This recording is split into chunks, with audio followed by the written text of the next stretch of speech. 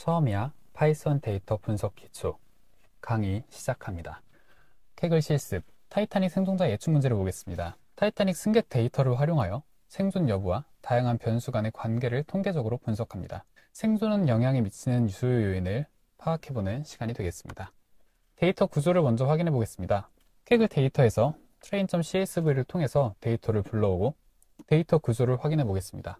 총 891개의 데이터가 있는 것을 확인할 수 있고 각각의 변수들 그리고 결측치가 어떻게 구성되어 있는지를 확인할 수 있습니다. 결측값을 확인해 보겠습니다. is, null, sum 함수를 사용해서 결측값을 볼 수 있는데요. age 연속형 분수에서 177개, cabin 687개, embarked 2개가 결측값으로 확인되었습니다. age열은 수치형 값이므로 결측값을 중간값으로 대체를 수행합니다. embarked열은 범주형 변수이므로 결측값을 최빈값으로 대체합니다. cabin 변수는 객실 번호이므로 확인할 수 없기 때문에 값을 대체할 수 없습니다. 처리가 완료된 이후에 결측값을 확인하면 cabin 외에는 전체적으로 결측값이 없이 잘 처리된 것을 확인할 수 있습니다. 생존자와 사망자의 비율을 시각화해 보겠습니다. 앞서 처리한 데이터를 카운트 플롯으로 출력합니다. 생존을 0은 생존하지 못함, 1은 생존이라고 했을 때 생존하지 못한 사람의 수가 생존한 사람의 수에 비해 많다는 것을 확인할 수 있습니다. 다음은 생존 여부에 따른 나이의 분포입니다. 앞서 처리한 데이터를 생존 여부에 따라서 각각 히스토플롯으로 그려줍니다. 그럼 보시는 바와 같이 생존한 경우와 생존하지 않은 경우가 각각의 히스토플롯으로 그려진 것을 확인할 수 있는데요. 히스토그램 수치 자체에서도 차이가 발생하는 것을 볼 수 있지만 여기 보시는 밀도 그래프가 생존한 경우와 생존하지 않은 경우에 있어서 각각 다른 것을 확인할 수 있습니다. 이 밀도 그래프를 봤을 때 생존하지 못한 사람의 경우가 20대에서 40대에 유독 더 많다는 것을 확인할 수 있습니다. 생존 여부에 따른 성별 분포를 보겠습니다. 앞선 데이터를 성별에 따라서 카운트 플롯으로 그려줍니다. 그럼 남성과 여성으로 카운팅된 값이 생존 여부에 따라서 그려진 것을 확인할 수 있습니다. 남성이 여성보다 많이 사망하신 것을 알 수 있고 또한 사망자와 생존자의 비율이 여성이 월등히 높다는 것을 알 수 있습니다. 생존 여부에 따른 객실 등급 분포입니다. 앞선 데이터를 똑같이 사용하고 이번엔 X를 P클래스를 둬서 카운트 플롯을 그려보겠습니다. 여기서 P클래스는 객실의 등급인데요. 1등급과 2등급 객실에 머문 사람들의 생존율이 3등급 객실에 머문 사람들의 생존율보다 높은 것을 알 수 있습니다. 사망자의 수를 보더라도 3등급 객실이 월등히 높은 것을 확인할 수 있습니다. 이는 3등급 객실의 사람들에 대한 구조가 1, 2등급 객실에 있는 사람들의 구조보다 우선순위가 밀렸음을 알 수 있는 지표로 볼 수 있습니다. 다음은 생존 여부에 따른 승선 항구 분포입니다. 데이터를 그대로 사용하고 embarked 변수를 사용해서 그래프를 카운트 플롯으로 그려줬습니다. S항구에서 탑승한 사람들의 생존율이 다른 항구에서 탑승한 사람들의 생존율보다 높았는데요. 마찬가지로 사망률도 높은 것을 확인할 수 있습니다. 사실 어떤 항구에서 탔는지를 가지고 사망률에 영향을 주는 것을 확인할 수는 어렵다고 생각하는데요. 이는 탑승 항구 외에 다른 변수의 영향으로 이렇게 생존율이 차이가 났을 가능성이 있음을 볼 수 있습니다. 다음으로 주택 가격 예측 문제를 보겠습니다.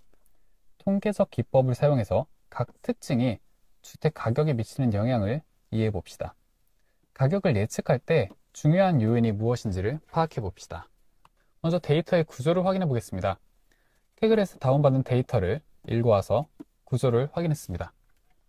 총 1460개의 데이터가 있음을 확인할 수 있고 각각 컬럼의 이름, 결측값, 타입을 확인할 수 있습니다. 결측값 확인입니다. 데이터의 이즈널 함수를 썸해서 각 변수별로 결측값이 어느 정도 있는지를 확인할 수 있습니다. 현재 두 개의 변수에서 결측값이 각각 259개, 1369개가 있는 것을 확인할 수 있습니다. 그리고 이외에도 화면에는 생략됐지만 더 많은 변수에 더 많은 결측값이 있는 것을 확인하실 수도 있습니다. 각각의 결측값을 처리해 보겠습니다. 로프런테이지 함수는 연속형 변수이므로 로프런테이지의 중간값을 pNA로 처리하는 것을 볼 수 있습니다. LE 변수는 범수형 변수로 결측값을 최빈값 또는 특정값으로 대체할 수 있는데요. 여기에서는 noLE로 대체하는 것을 볼 수 있습니다. 이외에도 이 변수의 특성에 따라서 각각에 맞추어 결측값을 처리할 수 있고, 결측값을 처리한 이후에 썸된 결과를 확인할 수 있습니다.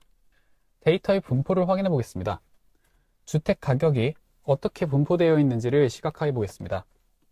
우리가 가져온 데이터에서 세일 프라이스를 기준으로 히스토플롯을 그리면은 다음과 같이 그래프가 표현되는데요. 대부분의 가격이 10만 달러에서 20만 달러 사이에 분포되어 있는 것을 확인할 수 있습니다. 다음으로 연속형 변수인 주거 면적과 주택 가격의 관계를 확인해 보겠습니다. 데이터 중에 GR 리브 에어리어와 세일 프라이스를 가지고 스캐터 플롯을 그리면 오른쪽과 같이 그래프가 그려지는 것을 확인할 수 있습니다. 왼쪽 Y축이 세일 프라이스고 아래에 있는 축이 리빙 에어리어입니다. 가격이 비싸질수록 면적이 커지는 것을 볼 수 있는데요. 이는 주거 면적이 주택 가격에 큰 영향을 준다는 것을 확인할 수 있는 그래프입니다. 다음은 범주형 변수인 주택 스타일과 주택 가격과의 관계입니다.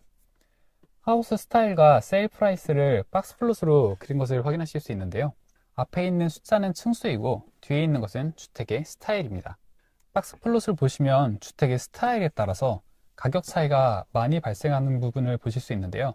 특히 투스토리와 원스토리 같은 경우에는 상한을 넘는 이상치가 많은 것을 볼 수 있습니다. 이를 통해 투스토리와 원스토리가 고급 주택이라는 것을 확인하실 수 있고, 나머지 주택들은 가격의 분포 차이가 크지 않고 이상치가 많지 않은 것으로 보아 일반적인 주택으로 보여집니다. 마지막으로 상관관계 분석입니다. 수치형 변수만 선택해서 상관관계 히트맵을 그릴 건데요. 데이터에서 select dtype 함수를 통해 플롯 64와 int 64와 같은 수치형 변수만 선택합니다. 그리고 이 수치형 데이터를 콜 함수를 통해서 코렐레이션 매트릭스를 만들고 히트맵으로 그려주고 있습니다. 그럼 우측에 보이는 것과 같이 모든 수치형 변수에 대해서 각 변수의 상관관계를 확인하실 수 있는데요. 여기서 값이 붉을수록 높은 상관관계를 가지고 있다고 볼 수 있는데요. 그래프에서 보시면 이런 식으로 값이 붉게 표시된 변수들이 각각 상관관계가 높다고 볼 수 있겠습니다. 다음은 신용카드 사기 탐지 문제입니다. 통계적 기법을 통해 거래의 특징이 사기 거리 여부에 미치는 영향을 이해해 보겠습니다. 사기 탐지의 정확도를 높이는 방향으로 한번 수행해 보겠습니다. 캐글에서 받은 데이터를 판다스로 불러와서 데이터의 구조를 확인해 보겠습니다.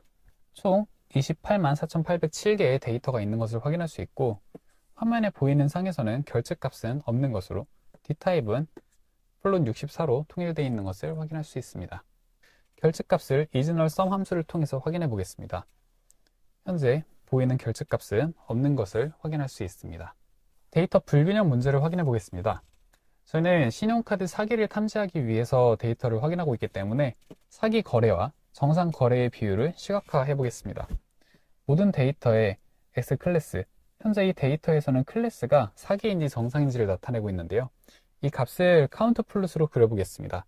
다른 데이터와 다르게 정상 거래는 매우 많고 사기 거래에 대한 데이터가 매우 적은 것을 볼 수 있습니다. 이와 같이 데이터의 차이가 클 경우에는 데이터의 편향을 분석 시에 고려해야 합니다. 다음으로 사기 거래와 정상 거래의 어마운트 분포를 비교해 보겠습니다. 데이터에서 클래스 1에 해당하는 어마운트 데이터와 데이터에서 클래스 0에 대한 어마운트 데이터로 히스토플롯을 각각 그려보겠습니다. 아까 말씀드렸듯 클래스는 사기 거래인지 정상 거래인지를 구분하는 변수입니다. 사기 거래는 붉은색으로, 정상 거래는 파란색으로 그려주고 있습니다. 대부분의 거래가 5,000원 미만에 포함되어 있는 것을 확인할 수 있습니다. 또한 사기 거래와 정상 거래의 차이가 매우 커 데이터의 편향이 심한 상태임을 알 수 있습니다. 이 분석을 통해 어마운트 분포만으로는 사기 거래와 정상 거래를 구분하기가 어렵다는 것을 알 수 있습니다. 다음은 시간에 따른 사기 거래와 정상 거래의 발생 빈도를 비교해 보겠습니다. 사기 거래의 타임 기준, 정상 거래의 타임 기준으로 히스토플롯을 그려줍니다. 히스토플롯에서는 정상 거래가 시간대별로 특정 패턴을 가지고 진행되고 있다는 사실을 확인할 수 있습니다. 또한 사기 거래가 극히 드물어 그래프상으로는 확인되지 않는 것 또한 확인할 수 있습니다. 사기 거래의 경우 극히 드물기 때문에 정상 거래와는 다르게 사기의 패턴이 어떻게 이루어지는지 확인하기 어렵습니다. 따라서 사기 거래는 시간 변수와 상관관계를 파악하기가 어렵습니다. 이러한 경우에는 사기 거래를 다른 변수와 같이 결합해서 어떤 패턴을 가지는지를 추가적으로 확인할 필요가 있습니다. 지금까지 강의를 경청해 주셔서 감사합니다. 다음 강의에서 뵙겠습니다.